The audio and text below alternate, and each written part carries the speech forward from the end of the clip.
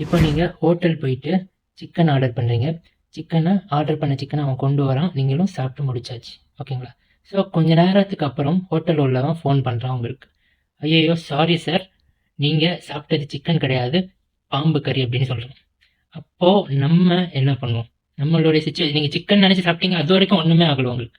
Okay, ஆனால் நீங்கள் சாப்பிட்டது பாம்பு கறின்னு சொன்னதுக்கப்புறம் ஆட்டோமேட்டிக்காக நமக்கு என்ன வரும்?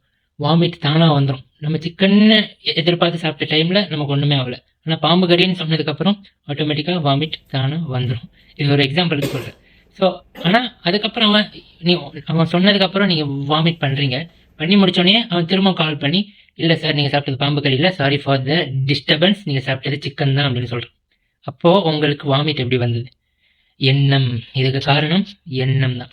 எப்படின்னா, இப்போ ஒருத்தவங்க ஒரு விஷயத்த சொல்கிறாங்க அப்படின்னா, அந்த வேர்டு நம்மளுடைய தாட்டில் போயிட்டு, அந்த தாட்டில் போன அந்த எண்ணம் நமக்கு ஒரு உணர்வை ஏற்படுத்தும். அந்த உணர்வு நம்ம உடலை கட்டுப்படுத்தி அதுலேருந்து வாமிட்டை நமக்கு கொண்டு வருது. ஓகேங்களா? ஆனால் நம்ம சாப்பிட்டது சிக்கன் தான், ஆனால் பாம்பு கறி இல்லை. ஆனால் நமக்கு ஆட்டோமேட்டிக்காக இது எப்படி ஆகுது? ஸோ எண்ணம். மற்றவங்க நம்மக்கிட்ட ஒரு வார்த்தை பேசுகிறாங்கன்னா அது ரொம்ப சக்தி வாய்ந்தது. நம்ம பேசுகிற ஒவ்வொரு வார்த்தையும் ரொம்ப ரொம்ப சக்தி வாய்ந்தது. அதனால தான் நம்ம பேசுகிற வார்த்தை எப்போவுமே பாசிட்டிவாக இருக்கணும்னு சொல்லுவாங்க.